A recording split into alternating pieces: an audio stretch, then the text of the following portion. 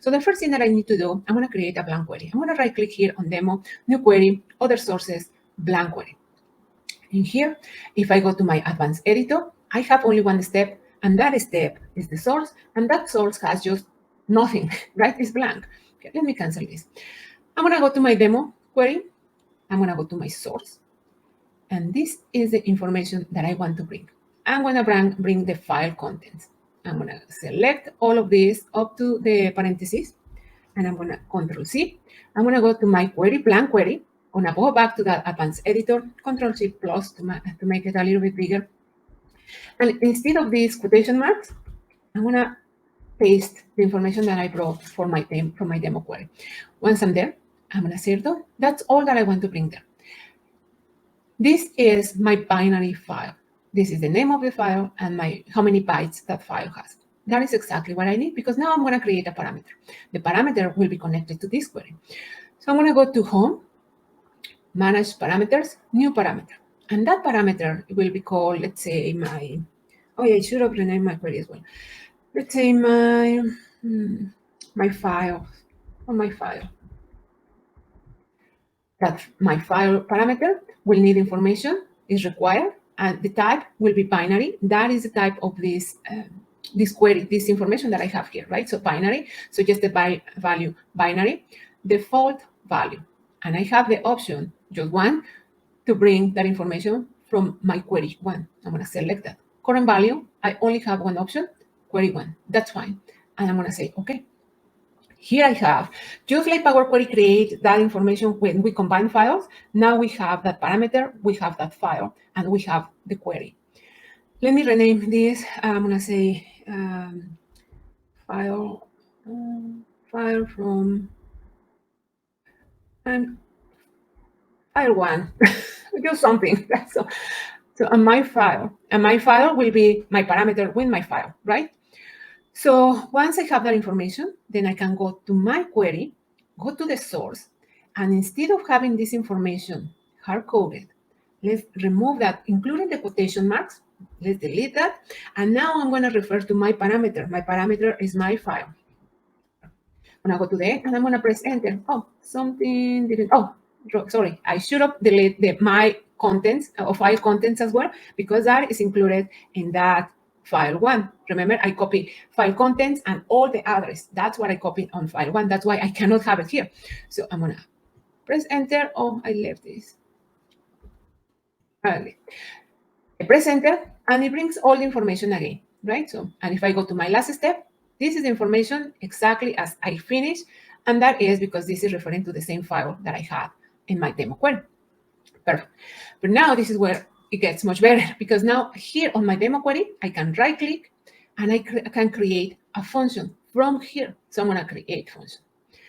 The name of my function, I'm going to say fx demo, because I know that will be connected to that query, and that's the same name. I like to keep the same name. And just by me providing that fx in the name, it helps me just to identify things faster, right? So once I'm here, now I have my function. Now what I want to do, I want to bring all the files that came from my folder and apply this function. Okay, I need to move this file here. I'm going to move it to my fx demo. All of this is together.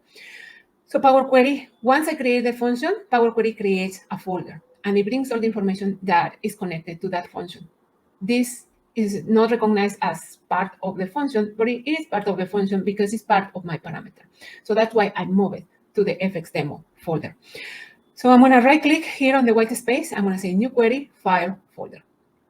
From here, this is the folder where all my files are. I'm going to double click there, and I'm going to say open.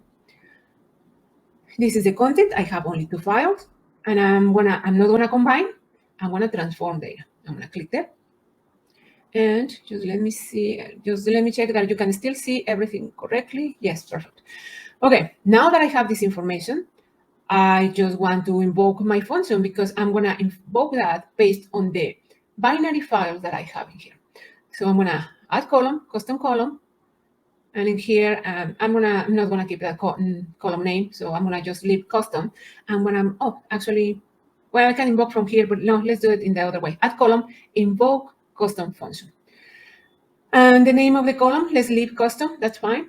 And function query, I have only one function, fx. I'm going to say fx.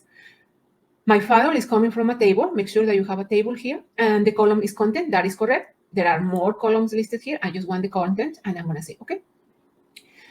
And now you can see all the information has been just transformed in this column. I'm going to right click on this column, and I'm going to remove other columns. Right here, you can see the transformation just happened by invoking our custom function. I'm going to expand this column.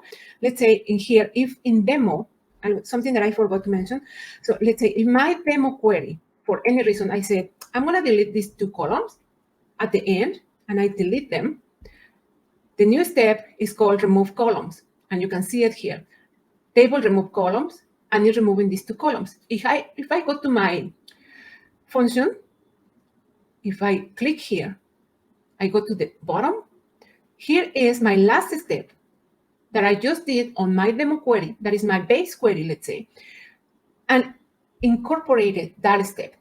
It deleted the column document number and my column date, and ends with the last step, that is remove columns. That is exactly what is happening here. If I say, oh no, I shouldn't, I just remove that step. Now I end in my unpivoted step. If I go to my function, if I go to the bottom, now it doesn't have the remove column step anymore and ends in that unpivoted step. That is the benefit of using or creating functions using this technique. It's a little bit more work, as you can see, but it pays off when you need to modify your base query, or you need to, and then you need to modify your function, so you don't need to do that manually.